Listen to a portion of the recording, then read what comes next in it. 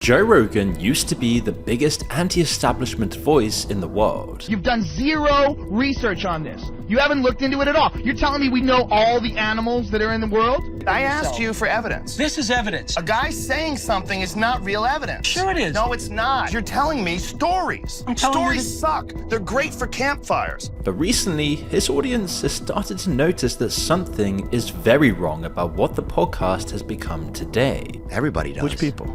Countless. People? Huh? What are you saying? What do you mean people? You talking about What are you talking about, black dog? folks? What No. are you saying? I don't know what you're saying. I don't know what you're saying. I don't know what you're saying. Okay. Let's not draw conclusions. Okay, yeah. Okay. Since the start of 2026, Joe Rogan's podcast has lost around 800,000 viewers. And the most recent videos are filled with endless angry comments accusing him of being a compromised sellout. Even his own subreddit has turned against him. The tipping point for many of his fans was how he treated Theo Von in their last 2 episodes together. Theo infamously came on with genuine energy and emotion, talking about mass surveillance, conflict in the Middle East, and societal corruption, clearly looking to discuss these difficult and disturbing topics with someone he trusted. And if you watched this video we did on Theo before, you'll be well aware of how freaked out Theo Von is about these issues. But Joe spent both of these podcasts pushing back against Theo, constantly changing the subject and diverting to awkward jokes. How much longer does Israel let us stay alive, do you think? That's the big question. Why were they... What did you say? Is that AI? What are you saying? That's Sora? What are you saying? I didn't say anything. What are you saying? Huh? Don't want Israel Adesanya. Oh, well, he loves you. Don't worry about it. Good call. What are you saying, son? Yeah, So was it so what much did he fun? say? What did he say about the Epstein files? What did he say? Let's hear what he said. He looks great. So that's what made me start to think, oh, none of these guys are really on a side. There's this other third side that a lot of us can't see that is just kind of commandeering or fabricating or like infiltrating both sides. If I could hum a song right now, I'd hum the Pink Floyd song Money. Yeah. You know what I'm saying? Yeah. Because that's what they were protecting, that Cheddar. That cash, baby. protecting that cash. I mean, look how many people are fucking moving out of all these states that are trying to impose wealth taxes. They're trying to steal money from the people that are the most successful. Framing wealth inequality as stealing from the successful is one thing, but that had literally nothing to do with what Theo was trying to discuss. It was like Joe couldn't bear to validate Theo's concerns for the world. Instead, it ended with this. But what also, it's like, it's all just a cat and mouse game. People are like, we'll elect the Democrats next time. It's like, but it's all the same shit has been happening forever. They haven't been helping anybody forever. They're letting politicians slurp on kids. All of our fucking money goes to Israel and they're using it to fucking genocide people. It's like everybody is scared out of their wits right now. It's like our religious leaders are afraid to speak out, and it's like it's a time where it's like Satan is amongst us and our religious leaders are talking about bullshit at the poll. It's just like, what is going, I don't know, man. We got to get you off those antidepressants, son. You're losing your fucking marbles. You think I am? Come hang out with us. Just chill out. I'm here. Rather than engaging with Theo's points or supporting him as a friend, Joe just outright says he sounds insane, referencing his medication as the reason for his anxiety about the state of the world. But before we continue, I want to tell you about our video sponsor Chat LLM by Abacus AI. You see, if you use AI at all, you probably know how it feels when you have ChatGPT in one tab, Claude in another, Gemini in another, and then you're paying for each single one of them separately. This really adds up fast and it's such a hassle to deal with. But Chat LLM just puts them all in one place. ChatGPT, Claude, Gemini, Grok, DeepSeek, every major model and one login. And one of the best features about it is Root LLM, where you can type your prompt and it automatically picks the best model for that specific job. So you're not just sat there guessing which AI is actually good at what. But it's not just chat. You can generate images and full videos in there with the top models. They just add the newest ones the moment they drop. You can also write and research, build an entire presentation, even spin up a working website or full app just by describing what you want, all without any code. There's even a humanized feature that strips the robotic tone out so it sounds like a person wrote it and not a bot. And the whole lot is just $10 a month, with one subscription instead of 5. So check it out at chatllm.abacus.ai. That's chatllm.abacus.ai, link in the description below. And the community response was brutal. Remember when Joe had a spine? Keep going, Theo, we got you. This is like the Truman Show when he finds out even his best friend is lying to him. Joe shutting down and mocking Theo for making very valid points should be the title for this one. Using Theo's use of antidepressants to gaslight him was such a low blow, and it was profoundly eye-opening. Joe Rogan, who's dedicated 1,500 episodes to alien conspiracies, won't even talk about Palantir and Israel conspiracies for more than 5 seconds. 2013 Joe would spit in this Joe's face. So Joe eventually apologized to Theo in a later podcast. So I wanted to do this because, well, number one, because I feel bad. And whenever I feel bad about something, and I felt bad all weekend, I feel like I have to address this, where I just want him to be okay. A very unusual and very amazing person. The last thing I would ever want to do is hurt that guy. And the last thing I'd ever want to do is like, say something that would have people think about him in a negative way, which I'm sure I did. And this is one of the reasons why I wanted to make this video. Specifically for referencing Theo's mental health struggles in another podcast episode. This apology was actually not in its own video, it was tagged on at the end of the episode with the billionaire Mark Andreessen, who is one of the world's biggest financiers of AI surveillance and drone warfare. And there was something really bizarre and kind of insensitive about apologizing to Theo in the very same episode he lets a billionaire openly advocate for mass surveillance, transhumanism, and sympathy for the elite class, all the things that Theo was rallying against. Joe seems to love to push back against his friends, looking for an honest chat, but he can't bring himself to challenge the powerful people that got us in this situation in the first place, even when they're right in front of him. So everybody, I see this with my 11-year-old right now. Like everybody who grows up now is going to have AI as a augmentation, companion, capability, superpower, right? That they're going to have. Where all of a sudden they have their own capability, and then they have this enormous other additional capability. And every time they need to figure something out, or every time they need to fill out a form, or every time they need to make an argument, or every time they need to try to just figure out a course of action, all of a sudden they have the ability to tap into this resource that can really help them solve just an extraordinary number of problems. This Mark Andreessen is one of the biggest funders of military drone programs. So why did Joe never ask Andreessen about the drone program during this episode? Not even once. Instead, they went on for hours misrepresenting the critics of mass surveillance and AI, lecturing the public about how the billionaire class is treated unfairly, which clearly represented a major conflict of interest, as not only does Mark Andreessen have huge financial investments in these industries, he's also an advisor to the CEO of the AI company Perplexity, which is actually one of the biggest sponsors of the podcast. It's why Joe has to use it constantly on air to answer questions. Although his community says he's selling out, but this doesn't necessarily mean that Joe is doing this on purpose. Maybe he really is just unaware of the topics people bring up on his podcast. I mean, that's certainly consistent with how this conversation went with Theo Von. Dude, in Gaza, there was a lot of I think it was a experimental grounds for a lot of insane new warfare type of possibilities. Well, a lot of it was traditional missiles, right? Yeah, but there's a lot of like we had a doctor one time podcasting, and he was saying that there were bullets that had gone down a child, just crazy. Shot down, from a drone that's above them? Yes, something in the air. And he said that there were drones in the air all day. There's that Palantir company just keeping tabs on everything that was happening. And Palantir's involved in Gaza? Palantir was involved in Gaza, yeah. For sure? Mm-hmm. Put that into perplexity. It would suit Joe to be oblivious to this, considering the billionaire behind Palantir, Peter Thiel, has in fact been a guest on the podcast. Joe's even been to his house not once but twice, and has a very friendly relationship with him. Which begs the question, is Joe intentionally protecting him? The humans are on the way out. I know a lot of people hate it when Peter Thiel says it. Peter Thiel is a terrible person, he's evil. You think he is? No. I think he's just telling you the truth. I think he's, when they said, do you think human beings should survive? And he had this long pause. Oh, yeah, I remember. And then the interviewer was like, the answer is yes. The answer is yes. You think human beings survive? Which is not how you're supposed to do an interview. Well, at least not how I do it. I would let him talk as long as he wants. If you watch my podcast I did with him, is these long ass stammers where he's like,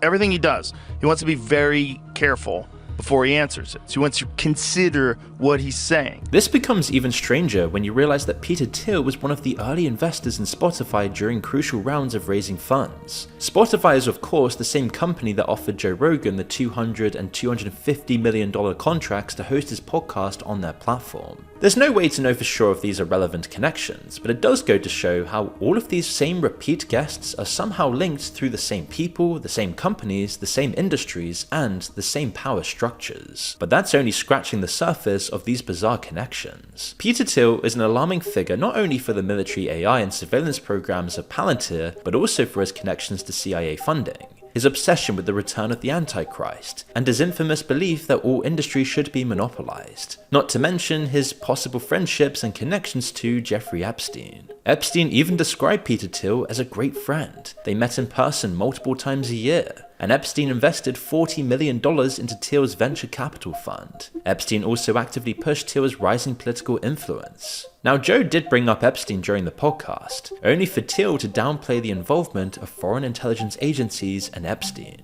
Seemingly at the moment, there's no public witnesses that allege Epstein worked for the CIA, but there have been multiple witnesses to say Mossad was the key player involved in the operation, including Victor Maria Farmer, Epstein's business partner Steven Hoffenberg, and the ex-Israeli spy handler Ari Ben-Menash. I went down all these rabbit holes. Was he, working for the Israelis or the Mossad or all this sort of stuff?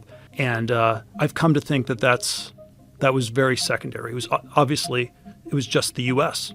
If you're working for Israel, you don't get protected. We had Jonathan Pollard. He went to jail for 25 years or whatever. And but unrelated, right? Understood. But if it was an intelligence operation, the question we should be asking is what part of the U.S. intelligence system was he working for? This episode was the perfect opportunity for Joe to push Thiel about Palantir, mass surveillance, Epstein, or transhumanism and AI. The list of topics his audience wanted him to ask was near endless, but instead the podcast episode seemingly fell flat. Yet it's not just about Peter Thiel, far from it. After the physicist Lawrence Krauss came on the podcast, he later tried to personally introduce Joe to Epstein via email, and Joe rightfully rejected this, calling out he had no interest in ever meeting Epstein to begin with, which is something most celebrities can never say. And then there's the celebrity doctor Peter Attia, who constantly messaged Epstein and routinely gave him medical advice. In the files, he emailed Epstein saying, "The biggest problem with becoming friends with you, the life you live is so outrageous, and yet I can't tell a soul." He was on the podcast 2 times in the last year, and yet the topic never came up. In fact, Epstein wasn't even mentioned once. But of course, there is valid discussion to be had about if a connection to Epstein means you were complicit in his crimes, and the short answer is obviously not. Just because all of these guests are connected to Epstein doesn't necessarily mean they were involved with any of the crimes, but the real question is if they knew something was up. Just look at what Cindy McCain said about how everyone around him knew exactly what was happening. It's like everything, it hides in plain sight. Epstein was hiding in plain sight. We all knew about him. We all knew what he was doing, but we had no one that was, legal aspect that would go after him. They were afraid of him. For whatever reason, they were afraid of him. These were the moments that Joe Rogan's community thought he would start asking the tough questions, as he was now face to face with the very establishment he used to rebel against, the establishment that tried to destroy his life many times over. His fans assumed he would call out the corrupt forces of the modern world live on air, as he'd done this for almost a decade previously. But weirdly, it never happened. Instead, unlike the old Joe Rogan, he would routinely invite this elite group onto his show just for hours of friendly chat, with many people wondering if it ever occurred to Joe that maybe these people aren't his friends. Maybe they have alternative motives for getting a direct line to his millions of fans. But it's not as if people haven't tried to warn him of this. Didn't you get invited to have lunch or something, or dinner with Peter? Yes, I said no. Did you? I said no. I'm a little wary of that circle of people. Mm-hmm. And I'm not saying there's anything inherently evil about them, because obviously there's people in there. I don't know that I want to go to a dinner with someone who's going to talk endlessly about the Antichrist. But yet you'll go to Saudi Arabia. Yeah, of course. And perform. Of course. I've been to Peter's house twice. Yeah. I went once with dinner with Eric Weinstein. I forget who else. And then the second time he brought me in because they were going to have lunch with Eric Von Daniken. Oh, the guy, the Chariots of the Gods. Yes. Yeah. And I was like, oh yeah, I'm in. And I know so much about that. So I was asking him all these questions. I'm sure he's a very nice guy. Like Peter Thiel. People He is a that nice know guy. him I've go, had he's him a on the nice guy. podcast. He's a smart guy. Yeah. I get invited to a lot of dinners and a lot of things. And what I try to do is I try to say to myself, I need to be able to criticize people and make fun of them. Right. So, it felt like really weird to go to this guy's house and then shit on him the next day. Do you think that's part of the strategy of inviting you to go to places? Yes. Yeah. Most likely. But it doesn't work because I can't shut my mouth. I can't shut my mouth. So, I mean, I've said things, people in my own family get mad at me because I can't shut my mouth. Yeah. So it's certainly not going to work. If you're a billionaire invites me somewhere, it's not going to work. So then you're probably going to have to kill me, and I'd rather you not. The biggest warning wasn't recent, it was way back in 2020 from his close friend Duncan Trussell. Now it seems almost prophetic.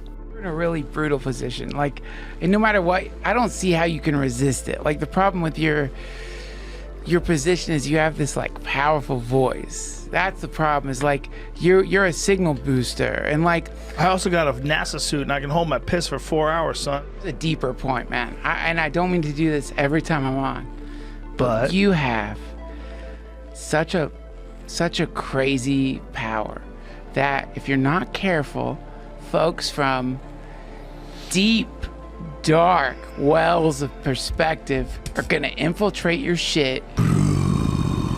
Dude. When you look at how his content has changed over the years, it's no wonder his audience feels betrayed. Conversations have been dumbed down and sanitized, the range of guests has narrowed, even entire episodes have been deleted. Now fringe and alternative voices are in the minority. In their place, he's hosting government agents, powerful billionaires, and Epstein associates as regular guests. But not to grill them with the tough questions his audience wants answered. More often than not, these episodes are shallow, friendly conversations with the very people Joe once fought against. What was once a platform for stoned conspiracy theorists, with a huge range of weird, interesting ideologies, is now just a tiny group of polished elite guests that just give the same talking points every single episode. It seems clear that one of the moments that could have influenced this change was the Spotify deal, when over 300 hours of content was deleted from the catalogue over a period of 2 years. Infamously, one of the biggest targets of this takedown was Alex Jones. He was wiped from both Spotify and YouTube, likely meaning he will never return to the podcast ever again, even though he had some of the biggest podcasts in Joe Rogan history, with some episodes gaining over 10 million views, which seemed like a crazy slap in the face for everyone who thought his podcast was free from censorship and curation. Back in the 2000s, before the deal, Joe was constantly warning about censorship and media suppression.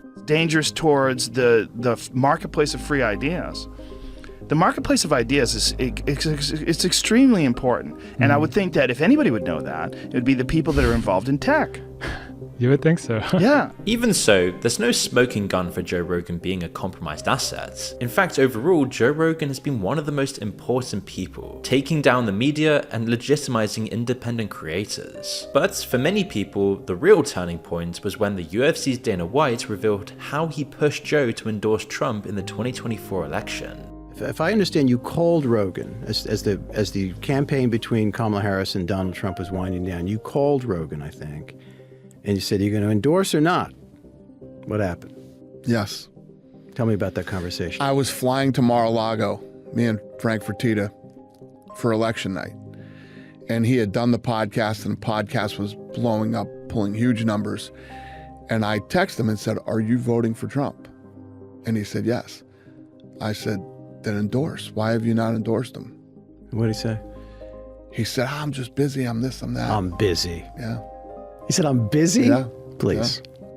Yeah. So what happened? He endorsed. Do you think, so that was you. It's on you. Is it on me? But you gave him the extra shove. Yeah, well, I had been working on him for a few years. I had been working on him for a few years certainly seems like an odd way to put it. And this pressure has clearly worked. Joe has visited the White House on multiple occasions, once for a tour and an executive order photo shoot. You're at the White House all the time now. I've been there a couple times. Yeah, it's weird. It's very weird. It's also very weird because as much as people hate Trump and hate his decisions and hate what he's doing and hate how he talks, and my experiences with him personally have always been fun, unfortunately. Yeah. Unfortunately for everybody else. Like, if he likes you and you're on his good side, he's a fun guy to be around. Yeah. He says a lot of fun shit. The man loves America. He genuinely does. He really does. Like, he wants to make the White House look better. He wants to build this ballroom because he has good intentions in terms of America. On this podcast with Cameron Hanes, he tells Joe what may seem obvious relating to the executive order on land ownership. That these photo ops are more about getting public endorsements from influencers rather than actually trying to help the country. You know, remember the Epstein files where all the influencers had the binder? Well, it was Pam Bondi. Yeah, but there was a few other influencers. But right? they can use people like us for their messaging. And then they invited me back again. Now I've been pretty critical of this administration just because I care, and it's just like I don't have to agree with lockstep with the person I voted for. That's our right as citizens to be like, I voted for that, but I don't agree with this, and I'm not happy about this, and I want you to know. And Trump signed an executive order, something about public land, and all it was a pomp and circumstance photo op to get executive order. Nothing has happened to it. Nothing has happened with it. No action's been taken. It was like, all it was just they can make a press clipping out of it. Theater. It sounds like the exact same situation with Joe's visit to the White House, when Trump signed an executive order for ibogaine usage in treating veterans for PTSD and opioid addiction. Obviously, there's nothing wrong with endorsing a politician, but what was strange is that just 2 years before the election, Joe said he didn't endorse Trump and would never try to help him. And that's not the only political change that has happened over the years. Joe was almost always apolitical. He didn't really take sides with specific parties, but instead specific policies. He was pro-weed legalization, free speech, gun rights, heavily anti-war and skeptical of the government. He was also fully on board with many popular conspiracies at the time, and due to his podcast, many people learned about new things in the world, new perspectives, new truths that would never be told by the mainstream media. He even released a whole montage on his official YouTube channel in 2014, which lays it all out clear as day. This society is so greedy, we're willing to go to war. We're willing to go places and send these big metal machines that kill people and people up just so we can make more money. And the way our society is set up, I mean, I've heard it argued, and argued successfully, that our society runs on war. You know, it runs on the domination of the other parts of the world. And literally, that's the only way you can control a gigantic chunk of the globe. You have to keep everybody down. You know, and that's what our society is based on. Cut to today, and Joe is making excuses for the war in Iran and the various corrupt actions of the establishment that flies in the face of what he used to believe. What is this, Jimmy? The golden beeper gift that Netanyahu gave to Trump. That's hilarious. Jesus. He gave him a beeper. That's pretty gangster. That's right up there with the auto pen picture replacing Biden's picture. That's wild. That's pretty crazy. That's crazy. It's not cut and dry. Like, look, I'm the last person that thinks we should go to war. That regime is spooky. Clearly, some of the principles he had in the past have been changing. The problem is, those are the principles that made him so popular in the first place. It was why the mainstream media would do everything they could to silence him. It was his motivation to discuss topics that were censored by everyone else. So it's not really surprising people feel weird about the podcast direction. Just look back to his 2013 TV show, Joe Rogan Questions Everything. It aired during the golden era of the podcast and was an all-out quest into everything conspiratorial. It explored UFOs, psychic powers, and transhumanism as he traveled around America, interviewing experts and theorists. It was the perfect representation of all of his beliefs and his view that you should always question everything the mainstream tells you. But even this had a prophetic taste of what was to come. I'll tell the government right now, tell you right now if you're listening, NSA, CIA, I'm available, okay? If you show me all the real wreckage, I swear to God, I will make fun of that crap to the end of time. I'll make up stories. I'll lie to my mother. I don't care. You show me a UFO, I'll lie to my mother. All of this is making his fanbase speculate if he himself is somewhat compromised. Obviously, there's no way to truly know this, but it is becoming undeniable that his guests have major conflicts of interest that extend directly to Joe himself, including in the way he thinks. Today, his transhumanist beliefs have completely changed and sound like a carbon copy of the tech elite's narrative. One of the weirder ones that people think this is a stupid take, but I don't care. Jesus was born out of a virgin mother. What's more virgin than a computer? So if you're going to get the most brilliant, loving, powerful person that gives us advice and can show us how to live, to be in sync with God. Who better than artificial intelligence to do that? Wow. If Jesus does return, even if Jesus was a physical person in the past, you don't think that he could return as artificial intelligence? Oh my God. Artificial intelligence could absolutely return as Jesus. Not just return as Jesus, but return as Jesus with all the powers of Jesus. Yeah, that's what Lucifer, I think, is, a plasma ball of inverted souls, which they're going to tell you is Jesus, and it's not, by the way. Anybody telling you that a man-made AI Jesus is a Jesus, I mean, that's a Luciferian. That's how you spot them, so you know. Then I'm a Luciferian, because I've been telling people that. Well, you hang out with tech people, and you probably beam it in your head. No, it was just a silly idea that I had. The silly idea is that AI is going to make better versions of AI, and if it just keeps doing that, ultimately it's going to be like a god. Do you know what they believe? In the future, an AI is God? Oh, that's my religion. Yeah, it's called Luciferianism. I don't know if you know that. I don't really believe that, folks. Well, just get it together. I think God was already here. Yeah, but I would say it's likely that it already was. But these maniacs think they're going to make a god. But maybe Joe has been in this game too long. Maybe he doesn't want to always ruffle the feathers. Maybe it's exhausting having a family, all the money in the world, and still, after decades, trying to go up against the mainstream establishment. And of course, the audience will always project their own idea of who Joe is, to the point where the vision bears no resemblance to the real person. The only inevitable result is the fanbase will feel betrayed that the person they thought was real never existed at all. The infamous journalist Hunter S. Thompson once commented on his fame. I'm really in the way as a person, and the myth is taken over. And I find myself, in an appendage. I'm not only no longer necessary, I'm in the way. It'd be much better if I died. Then people could take the myth and make films. But I have no choice. I have to solve this problem. So I suppose that my plans are to figure out some new identity. I have to kill off one life and start another one. Joe, it's just weird because it's like you're like a. But it's not me. It's what they think I am. It's who they decide I am. Yeah, but you have to watch out because people are gonna like try to exploit you. That's the main thing. Is like people recognizing what you are, who have political agendas, will infiltrate your and then start blowing out their radioactivity into the world. Right? That's a fear. Like radium, like face rotten.